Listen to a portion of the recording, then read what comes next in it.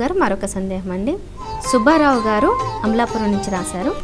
శరన్నవరాత్రుల్లో అమ్మవారిని ప్రధానంగా కుంకుమతో అర్చించాలంటారు, ఎందుకు తెలియచేయగలరంటూ కోరుతున్నారు. కుంకుమ రజోగుణానికి ప్రతీక. సత్వ రజస్తమో గుణాలు అనబడే 3 గుణాలతో ఈ ప్రపంచమంతా కూడా నిర్వహింపబడుతున్నది.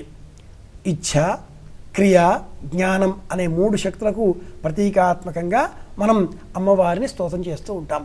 రాజరాజేశ్వరి, లలితా పరమేశ్వరి, ఏ పేరుతో పిలుచుకున్నా, భ్రమరాంబాదేవి, ఏ పేరుతో పిలుచుకున్నా కూడా ఇచ్ఛ, క్రియ, జ్ఞానం అనే 3ంటికి ప్రతీకాత్మకంగానే అమ్మవారిని అర్చన చేస్తూ ఉంటాం.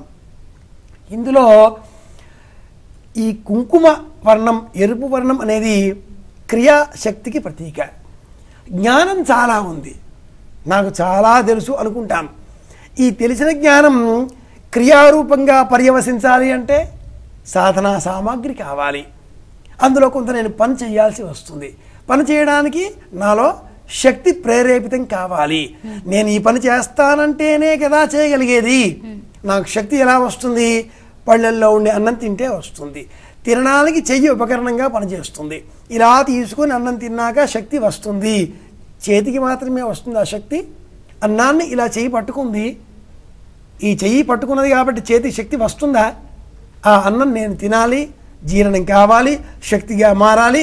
దేహంలో ఉండే అన్ని అవయవాలతో పాటుగా ఎంత వంతు చేతికి రావాలో అంతే వస్తుంది. అలా కాకుండా చెయ్యి నేను పట్టుకున్నాను, నేను కలిపాను, నేను సిద్ధం చేశాను కాబట్టి నాకు ఒక 10% ఎక్కువ శక్తి రావాలి అని కోరుకుంటుందా? ఒకవేళ కోరుకున్నంత మాత్రాన శక్తి అలా చేతికి ఎక్కువగా పోతుందా? పోదుగా. అలాగే భస్మం తెలుపు సాత్వికతకు, ఎరుపు రజోగుణానికి కుంకుమ, నలుపు తమోగుణానికి దౌర్మార్గ్య భావనలకు, ఇలా వర్ణనాత్మకమైనటువంటి వర్ణనలతో రంగులతో మనం దైవాన్ని అర్చించాలి. అమ్మవారు ఈ శరదృతువులో రజోగుణ ప్రధానమైన స్వభావం కలిగి ఉంటుంది కనుక అమ్మవారిని కుంకుమతో అర్చించాలి. ఆ కుంకుమని నుదుటన ధరించాలి, భృకుటిలో. ఇలా రజోగుణాత్మకమైన స్వరూపాన్ని మనలో పెంపొందింపజేసే నిమిత్తమే కుంకుమ. మనకు భండాసుర వధ అనే ఉపాఖ్యానం ఉంది. అందులో ఈ భండు అనేవాడెవడు? మనలో ఉండే చైతన్యాన్ని నిర్వీర్యం చేసేటటువంటి వాడు. స్త్రీతో పని లేకుండానే గొప్ప సైంటిస్టు అనుకుందాం.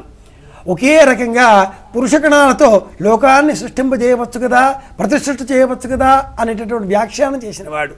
ఆ భండుడిని సంహరించి లోకంలో మళ్ళీ రజోగుణాన్ని పెంపొందింపజేసి కామభావనలను ఉద్దీపన చేసి మళ్ళీ శృంగారం, మళ్ళీ సృష్టి, మళ్ళీ ప్రకృతి మళ్ళీ పునరుజ్జీవింపజేయడం, ఇవన్నీ కూడా అమ్మవారు ఈ నెలలో చేసిన ధర్మాలు కనుక వాటికి ప్రతీకగా మనం ఎరుపు వర్ణాన్ని ధరించాలి.